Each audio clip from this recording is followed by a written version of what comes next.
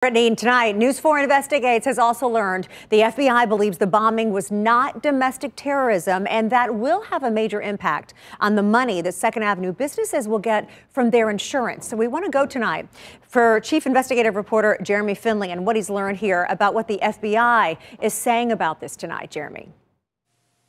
Well, Tracy, officially the FBI is saying that it is still under investigation, but a FBI source that is close to this investigation says that they are leaning towards this not being domestic terrorism. And that really presents a complicated financial path forward for this historic area. It's easy to see why. Second Avenue businesses say they'll have to completely start over after the Christmas Day bombing, and are already getting disappointing news from their insurance companies.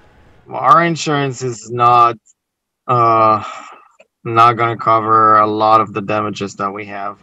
A major source of concern, several businesses in this historic area tell News4 Investigates they do not have terrorism insurance. If that designation is given, it could mean they'd be out of luck. So the FBI source telling News4 Investigates that they're moving away from this being considered domestic terrorism could be good news. What is insurance going to consider this thing if it's not domestic terrorism? Explosive events. So you will be covered for all losses to your property. That's if their insurance covers explosions, and if they have what's called business interruption insurance. That too would kick in. But national statistics show not every business has it. It's an optional coverage.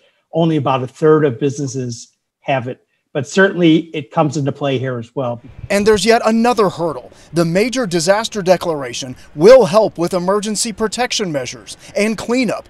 It will not fund businesses in their efforts to rebuild.